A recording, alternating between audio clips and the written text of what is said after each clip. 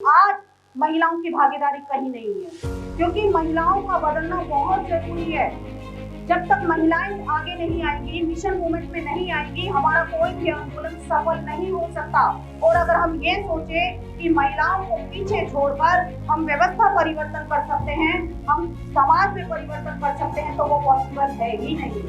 महिलाओं को आगे आना होगा और अपनी भागीदारी को निभाना होगा। लेकिन महिलाएं कहाँ से भागीदारी निभाएंगी जब अंधविश्वास और पाखंडवाद में वो जकड़ी हुई है। अभी धीरेन्द्र शास्त्री के बारे में आप सभी लोग जानते हैं, जिसका नोएडा में एक बहुत बड़ी सभा का आयोजन किया और जिसमें तमाम महिलाएं, सबसे ज्यादा हमारे ही समाज के SC ST OBC की, और जहां पर वो महिलाएं गई वहां पर उनकी स्थिति बहुत खराब थी, यानी उनको सांस में दिक्कत होने लगी। लेकिन अंधविश्वास और पाखंडवाद की वजह से वो वहां पर पहुंची। और ऐसा ढोंगी पाखंडी बाबा जो ये कहता है कि जिस महिला के गले में मंगलसूत्र है, मांग में सिंदूर है, तो उसकी रजिस्ट्री है। क्योंकि अगर हम लोग नहीं सोचते तो आने वाली पीढ़ियों का जो भविष्य है वो अंधकार में होगा और उसके जिम्मेदार हम लोग होंगे। आप लोग जानते हो कि इस देश में समय समय पर महापुरुष आते रहे और महापुरुष जाते रहे, और सभी महापुरुषों ने जन जागरण अभियान उन्होंने छेड़ दिया। और सबसे पहले सामाजिक क्रांति का जो बिगुल बजाया वो तथागत सम्यक संबुद्ध थे। उन्होंने वेदों को नकार दिया, ब्राह्मणों के वर्चस्व को नकार दिया, आत्मा परमात्मा स्वर्ग नरक को उन्होंने नकार दिया और महिला और पुरुषों को एक समान उन्होंने समझा। अगर उन्होंने अपने धर्म में पुरुषों को अधिकार दिए, पुरुषों को ज्ञान प्राप्ति के अधिकार दिए, तो महिलाओं को भी दिए। और उन्होंने महिला और पुरुषों में कोई भेदभाव नहीं माना। बाबा साहेब डॉक्टर अम्बेडकर ने तथागत बुद्ध को अपना पहला गुरु माना। और बाबा साहेब ने एक बात कही थी कि जो लोग राजनीति परिवर्तन के लिए लड़ाई लड़ रहे हैं, उनसे ज्यादा क्रांतिकारी मैं सामाजिक परिवर्तन करने वालों को मानता हूँ। तो इसी के साथ साथ आप देखोगे कि संत रविदास जी आए, जिन्होंने कहा ऐसा चाहूं राज में जहां मिले सभी को अन्न, और छोटे बड़े सब बसे रहे रविदास प्रसन्न। कबीर साहिब जी आए, जिन्होंने ब्राह्मणी व्यवस्था की धज्जियां उड़ाकर रख दी। बाबा साहेब ने उनको अपना दूसरा गुरु माना। और महामना ज्योतिबा फूले, जिनको बाबा साहेब ने अपना तीसरा गुरु माना। उस समय एक ऐसी व्यवस्था के ग्रुप जाकर उन्होंने बगावत की, या मैं कहूँ कि सीधे सीधे अपनी मौत को उन्होंने दावत दी। लेकिन हमारे महापुरुषों को पेट की भूख से ज्यादा सम्मान की भूख ने सताया, और उस सम्मान को पाने के लिए उन्होंने अपनी जान तक की परवाह नहीं की। उस समय एक ऐसी व्यवस्था के विरुद्ध, क्योंकि ज्योतिबा फूले ने भी सोचा कि ये देश हमारा है और हमें भी इस देश में सम्मान स्वाभिमान के साथ जीवन जीने का अधिकार है, और हमारे लोगों को शिक्षा से दूर रखा गया षड्यंत्रों के तहत। शिक्षा ब्राह्मणों ने अपने पास रखी और तमाम क्षेत्रों पर कब्जा उन्होंने कर लिया। ज्योतिबा फूले खुद शिक्षित होते हैं। जब ये धार्मिक आदेश होता है कि शूद्रों, अछूतों और महिलाओं की शिक्षा पर पाबंदी है, खुद शिक्षित होकर अपनी पत्नी माता सावित्रीबाई फूले को शिक्षित करते हैं। और जब फूले दंपति शिक्षित हो जाते हैं तो निकल पड़ते हैं समाज में व्यवस्था परिवर्तन करने के लिए। माता सावित्रीबाई फूले ने जो उस समय संघर्ष किया, उसके लिए मेरे पास शब्द भी नहीं है, क्योंकि जब वो जाती थी तो उनके ऊपर गोबर, पत्थर, कीचड़ उनके ऊपर फेंका जाता था, लेकिन इन सब चीजों से वो डरी नहीं, थकी नहीं, रुकी नहीं, वो आगे बढ़ती रही और अपने लक्ष्य तक पहुंची। और इसीलिए भारत में पहली महिला शिक्षिका के रूप में उनकी पहचान बनी। तो इस तरीके से हमारे महापुरुषों ने बहुत संघर्ष किया है, और उन्हीं की मसाल को आगे लेके गए डॉक्टर बाबा साहिब अम्बेडकर, और उन्होंने एक इतिहास को बदल कर रख दिया। और अपने ज्ञान के बल पर, अपनी कलम की ताकत के बल पर डॉक्टर अम्बेडकर ने इस देश को संविधान दिया, और वो संविधान जो पूरी दुनिया में सर्वश्रेष्ठ संविधान है। बाबा साहेब ने कहा था कि मैंने तुम्हारे मुक्ति के मंत्र इस संविधान में लिख दिए हैं। मेरे बच्चों, पढ़ो लिखो और अपने अधिकारों को जानो और उन्हें पाने के लिए संघर्ष करो। लेकिन ये विडंबना इस देश की है कि जिनके लिए डॉक्टर अम्बेडकर ने संविधान लिखा, हम लोग आज भी संविधान के बारे में नहीं जानते। बाबा साहेब ने कहा था कि अपनी जान की आखिरी बाजी तक इस संविधान की रक्षा करके रखना, क्योंकि संविधान जिंदा है तो मैं जिंदा हूँ। लेकिन चंद मुट्ठी भर लोग जो शासन सत्ता पर काबिज हैं, वो संविधान की तो शपथ लेते हैं, लेकिन संविधान के विरोध में जाकर काम करते हैं। और आज तक भी इस देश में संविधान पूरी तरीके से लागू नहीं हुआ। जिस दिन इस देश में संविधान लागू हो गया, ये देश नंबर 1 देश बन जाएगा। लेकिन भर लोग ऐसा नहीं चाहते, वो संविधान को खोखला करने में लगे हुए हैं, वो संविधान को खत्म करने में लगे हुए हैं, उसमें संशोधन पे संशोधन कर रहे हैं। और ये काम अब से नहीं चल रहा, जब बाबा साहेब जीवित थे तब भी संशोधन पे संशोधन किया जा रहा था। लेकिन बाबा साहेब ने एक बात कही कि अगर तुमको संशोधन करना है पहले जनता को बताओ, वो संशोधन करके किसी एक के हित में नहीं होना चाहिए बल्कि सभी लोगों के हित में होना चाहिए, तभी उस संविधान में संशोधन करना चाहिए। तो संविधान को खोखला किया जा रहा है, उसे खत्म करने की साजिशें रची जा रही हैं और ये हमें देखने के लिए मिलता है भारत की अदालतों में। अभी हाल ही में जो एक लेटेस्ट केस आपने भी सुना होगा कि गुजरात में एक रेप पीड़िता का पिता ये कहता है जज से कि मुझे अपनी बेटी का गर्भपात कराना है, तो वो जज पता है क्या कहता है, वो जज ये कहता है कि तुमने मनुस्मृति नहीं पढ़ी, पहले 14-15 साल की लड़कियां माँ बन जाती थी तो जाकर अपनी दादी नानी से पूछो, मतलब न्याय की कुर्सी पर बैठा जो जज है वहां उसको कानून याद नहीं आया, वहां पर उसको मनुस्मृति याद आया। दूसरा केस लखनऊ का है जहां पर एक लड़का एक लड़की से एंगेजमेंट करता है और बाद में उसको कहता है कि मैं शादी नहीं करूंगा। वो लड़की केस में कोर्ट में केस डालती है तो उसका जो वकील होता है उससे पूछता है कि भाई तुमने लड़की को क्यों छोड़ दिया, तो वो ये कहता है कि लड़की मांगलिक है।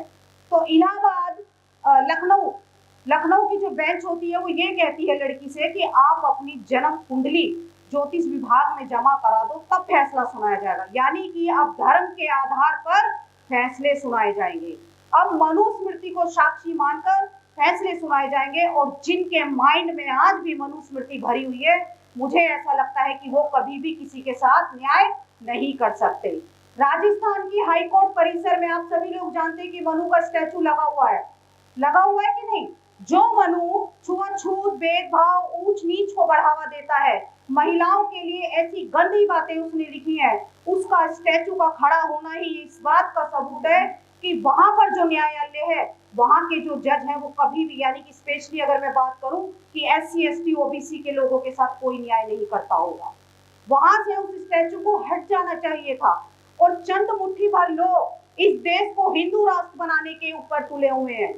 भैया हिंदू राष्ट्र तो एक नहीं बन सकता क्योंकि भारत एक धर्मनिरपेक्ष देश है जिसमें सभी जाति धर्मों के लोग रहते हैं, इसमें कोई हिंदू नहीं रहता है। ऐसे अगर सभी लोग कहने लगे तो मुसलमान कहेगा कि भैया हमारा मुसलमान राष्ट्र होना चाहिए, सिख कहेंगे कि हमारा सिख राष्ट्र होना चाहिए, यानी सभी धर्मों के लोग कहेंगे और किसी की समस्या का समाधान नहीं होगा। मैं तो कहती हूँ संविधान राष्ट्र इसको बना दो तो सभी की समस्याओं का समाधान हो जाएगा, लेकिन ऐसा वो नहीं करेंगे। आप लोग जानते हो कि हिंदू राष्ट्र का मतलब ही है ब्राह्मणों का राष्ट्र, ब्राह्मणों का देश, यानी मनुस्मृति का राज। और मनुस्मृति का जब विधान था तो SC ST OBC के लोगों की स्थिति बद से बदतर थी। आप लोग ये पढ़िए क्योंकि आज हमको पढ़ने की जरूरत है।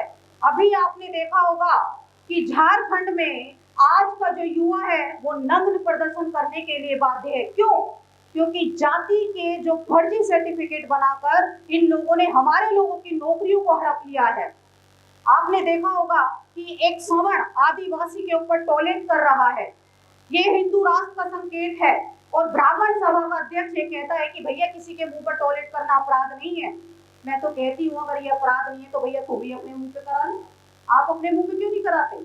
और मणिपुर जो 2.5 से 3 महीने हो गए वो जल रहा है, जिसमें 3 महिलाओं को नग्न स्थिति में उसकी परेड कराई गई। इंसानियत और मानवता को शर्मसार कर देने वाली ऐसी घटनाएं हर रोज हो रही हैं। कोई भी दिन ऐसा नहीं जाता जब SC ST OBC और माइनॉरिटी के लोगों पर अत्याचार ना होता हो। ये आखिर क्यों हो रहा है? क्योंकि हम लोग अपने अधिकारों के बारे में जागरूक नहीं है। जिस दिन हम लोगों ने अपने अधिकारों को जाना, जिस दिन हम लोग अपने अधिकार को जान गए तो हमारा शोषण नहीं होगा। लेकिन हम जागेंगे कैसे? ना तो हम इस तरीके की सभाओं में आते हैं, ना हम पढ़ते हैं, फिर कैसे? अब देखिए यहाँ पर मुझे सारे हमारे भाई नजर आ रहे हैं। अगर आप अपने साथ अपने घर से एक भी महिला को अगर ले आते तो मुझे ऐसा लगता है कि कुछ थोड़ी सी बातें उनके माइंड में जरूर जाती, क्योंकि मैं भी एकदम से नहीं बदली हूँ। मैं भी पहले हिंदूवादी थी, लेकिन जब इस तरीके के प्रोग्रामों में मैं जाने लगी, किताबें पढ़ने लगी, तो मेरा माइंड अपने आप डेवलप हो गया। क्योंकि आपसे ज्यादा बदलने की अगर जरूरत है तो वो महिलाओं की है। जिस दिन महिला बदलती है, आप जानते हो कि एक परिवार में एक महिला बदलती है तो उसका पूरा परिवार बदल जाता है। लेकिन आपके बदलने से कुछ नहीं होने वाला, क्योंकि घर की जो मेन होती है वो महिला होती है, घर को चलाने वाली होती है वो महिला होती है। वो जैसा कुछ करेगी एज इट इज बच्चे भी वैसे ही देखेंगे और वैसे ही वो सीखेंगे। लेकिन महिलाओं की यहाँ पर भागीदारी नहीं है। इस देश की जो 50% की आबादी महिलाओं की है, ना उनकी राजनीति में भागीदारी है, ना सामाजिक क्षेत्र में, ना धार्मिक, ना राजनीतिक, कहीं भी उनकी भागीदारी नहीं है। इसके विपरीत अगर मैं सवर्ण महिलाओं की बात करूं तो वो बहुत जागरूक महिलाएं हैं, बहुत ज्यादा जागरूक है। ईडब्ल्यूएस के तहत आप जानते हो कि 10% का आरक्षण सवर्णों को मिला, और इतने जागरूक वो लोग हैं कि अब वो आंदोलन कर रहे हैं कि 10% से बढ़ाकर 14% कर दिया जाए। और हमारे लोगों को कुछ नहीं पता, हमारी महिलाओं को कुछ नहीं पता, वो घर की चार दीवारी तक सीमित होकर रह गई। ज्योतिबा फूले ये अच्छी तरीके से जानते थे कि भारत की जो महिलाएं हैं, चाहे वो ग्रामीण क्षेत्र की हो, चाहे वो लघु उद्योग करने वाली हो, चाहे कपड़ा बुनने वाली हो, कोई भी महिला हो, वो अपने पति के साथ कंधे से कंधा मिलाकर चलती है, संविधान से पहले भी और संविधान लागू होने के बाद तो और मजबूती के साथ चलती है। जब ज्योतिबा फूले ने सावित्रीबाई फूले को तैयार किया तो उनके साथ ज्योतिबा माता फातिमा शेख खड़ी हो गई, तो महिलाओं के लिए शिक्षा के द्वार खुल गए, खुले कि नहीं? लेकिन आज महिलाओं की भागीदारी कहीं नहीं है, क्योंकि महिलाओं का बदलना बहुत जरूरी है। जब तक महिलाएं आगे नहीं आएंगी, मिशन मूवमेंट में नहीं आएंगी, हमारा कोई भी आंदोलन सफल नहीं हो सकता।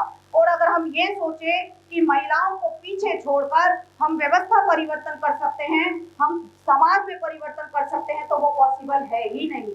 महिलाओं को आगे आना होगा और अपनी भागीदारी को निभाना होगा। लेकिन महिलाएं कहाँ से भागीदारी निभाएंगी जब अंधविश्वास और पाखंडवाद में वो जकड़ी हुई है।